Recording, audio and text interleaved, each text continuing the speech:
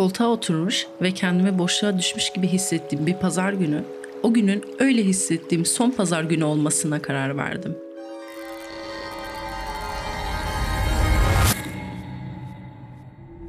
Yoğun çalışmayla geçen hafta içi günlerinin ardından bir pazar günü kendimi koltuğa oturmuş ve boşluğa düşmüş gibi hissettim. Bilinçli olarak hiçbir şey yapmamak ve dinlenmek evet güzel ama ne yapacağını bilmemenin ve tabiri caizse boş yapmanın hem psikolojik hem de fiziksel çok büyük negatif etkileri olabileceğini fark ettim. Kesinlikle sürdürülebilir değil. Bu yüzden günümü verimli geçirebilmek için ana hatları belli ama eylemleri değiştirilebilir bir akış oluşturdum. Şu anda da bu productive yani verimli gün akışının ilk maddesi olan ruhunu besle eylemini gerçekleştirmek için sahile geldim. Ben bugün ruhumu meditasyon yaparak, yani düşüncelerime odaklanarak beslemek istiyorum. Alternatiflerim ise uyanır uyanmaz düşüncelerimi deftere yazmak, sevdiğim müzikleri dinlemek ve nefes egzersizi yapmak. Kendi isteğimize göre şekillendirebiliriz. Amacımız ruhumuzu beslemek. Verimli gün akışının ilk maddesini bunu yerleştirmemdeki en büyük etken sabahları uyandığımızda kortizol hormonumuzun ve stres seviyemizin yüksek olması. Bunu dengelemek için güne kendimle iletişim kurabileceğim bir eylemle başlamam gerektiğini fark ettim. Gözlerimi kapatıp nefesime odaklanıyorum. Nabzımı sakinleştirip düşüncelerime dalıyorum.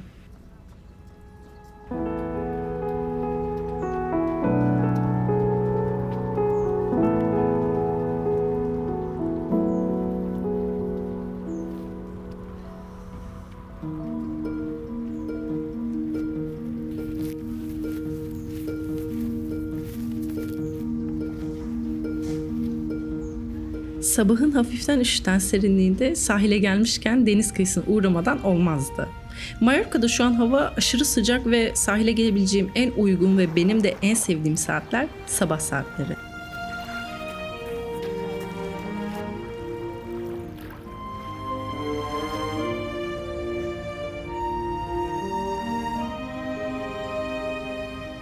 Bilirsiniz ki güne nasıl başlarsanız öyle gider. Sahilden dönerken oldukça huzurlu ve sakin hissediyorum. Akışımın ikinci adımı için almam gereken birkaç sebze var. Bunları da şu anda bulunduğum kasabanın yerel pazarına gidip sizinle birlikte alacağım. Alcudia pazarındayız. İlk defa geliyorum ve ilk izlenimlerimin çok iyi olduğunu söylemeliyim. Haftalık alışverişimizi yapmamış olsak kesinlikle kendimi burada kaybederdim. Renkli olan her şey dikkatimi üzerine çeker. Dolayısıyla pazar yerlerinin renkli atmosferi bana oldukça keyif veriyor. Havanın henüz ısınmamış olmasında tabii ki büyük bir etkisi var. Önce bitmiş olan domateslerimizin yerini doldurmak için bu Tonton Mallorca domateslerinden alıyorum.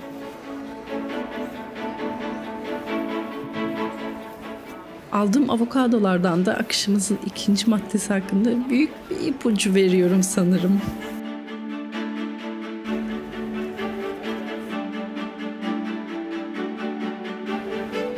Tezgahtan burnuma doğru süzülen nane kokusu ihtiyacım yokken kendini aldırdı.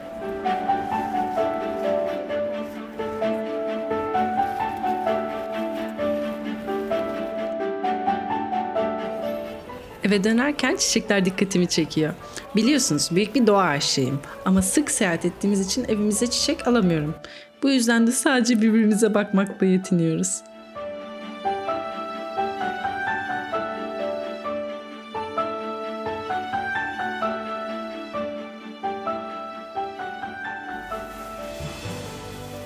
Güzel bir sabahın ardından evdeyim. Gerçi hala sabah saatleri. Bilirsiniz ki Uzak Doğu'ya ayrı bir ilgim var. Kahvaltımda da Japon bir aşçının yumurta tarifine yer vereceğim. Tabii ki benden de esintiler göreceksinizdir. Verimli gün akışının ikinci maddesine de dengeli bir kahvaltı ekleyerek günün geri kalanında hem ağırlık çökmemesini hem de enerjik olmayı amaçladım. Tereyağını bilinçli olarak bol kullanıyorum. Çünkü hem yemeğin lezzetini arttırıyor hem de doğal bir besin olduğu için sağlıklı bir seçenek olduğunu düşünüyorum.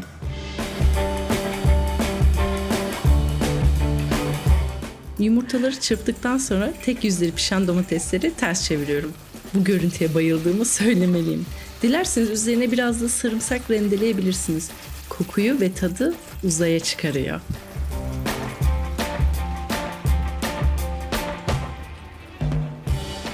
Omletimiz pişerken o son dokunuşu yapmak için mis gibi kokan nane yapraklarını kokluyorum ve hazırlıyorum. Bu benden gelen bir esintiydi.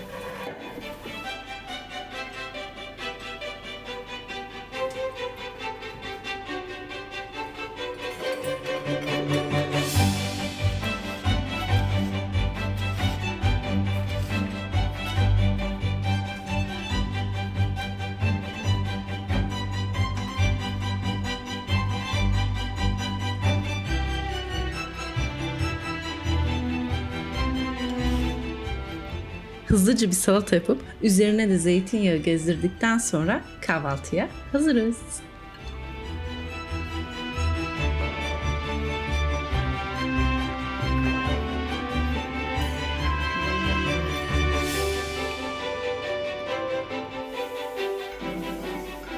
Evet, üçüncü maddemiz bol su içmek.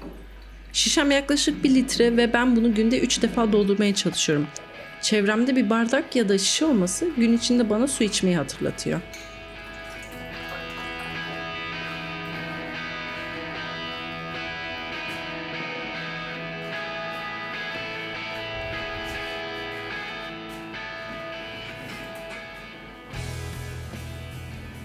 Sandalyemi uzun süre serin tutabilmek için böyle bir yöntem buldum.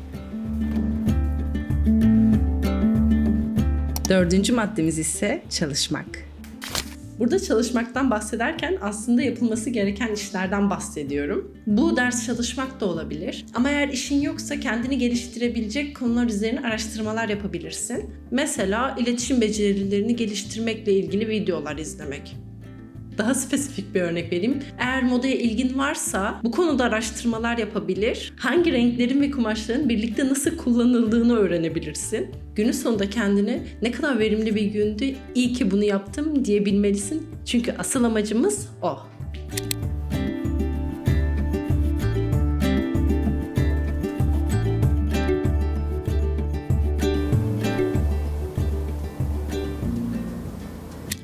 Beşinci madde, aktif dinlenmek.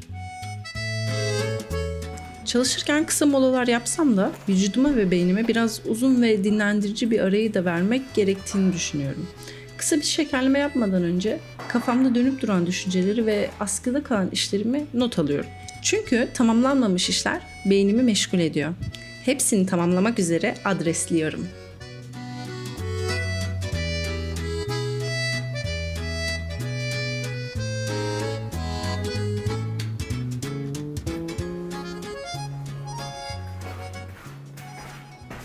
Ve çalışmama kaldığım yerden devam ediyorum.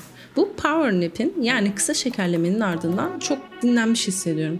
Ayrıca üretkenliğime de büyük katkı sağlıyor. Sıkı bir çalışmadan sonra 6. maddeye geçiş yapıyorum. Dengeli bir akşam yemeği. Kahvaltı ve akşam yemeğini besin yoğunluğu açısından benzer tutmaya çalışıyorum. Böylece gün boyu enerjim dengeli kalıyor ve geceyi de hafif ama doyurucu bir şekilde tamamlayabiliyorum. Bu sayede hem sabahları zinde uyanıyorum hem de akşamları midemi yormadan rahat bir uyku çekebiliyorum. Şu anda da bir bowl hazırlamak üzere kara buğday pilavı yapıyorum. Glutensiz, lif ve protein açısından zengin olduğu için yemeklerimde sıkça kullanırım. Marulu ilk defa kızartıyorum. Yine bir uzak doğu dokunuşu görüyorsunuz.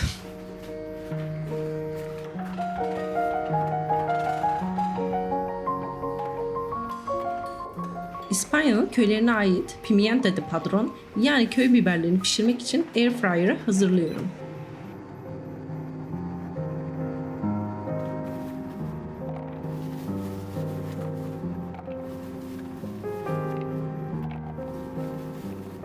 Yağsız pişiriyorum açıkçası. Zaten 5 dakikaya hazır hale geliyorlar. Böylece sağlıklı da oluyor. Bowl'larımın olmazsa olmazı nohut. Çok besleyici buluyorum. Salçayla da ayrı bir güzel oluyor bildiğiniz üzere.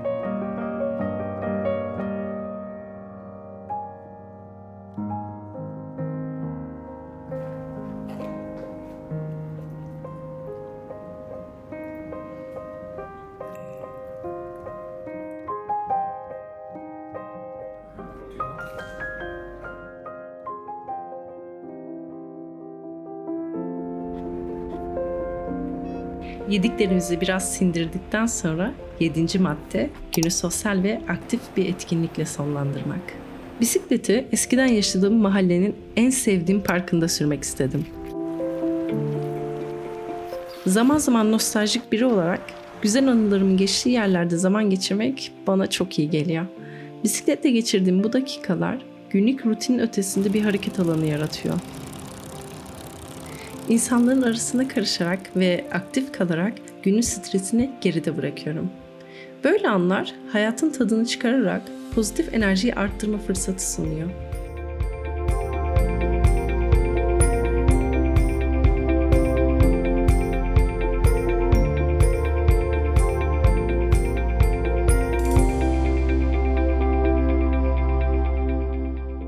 Hayat gerçekten çok güzel. Önemli olan ayrıntılardaki güzellikleri görebilmek.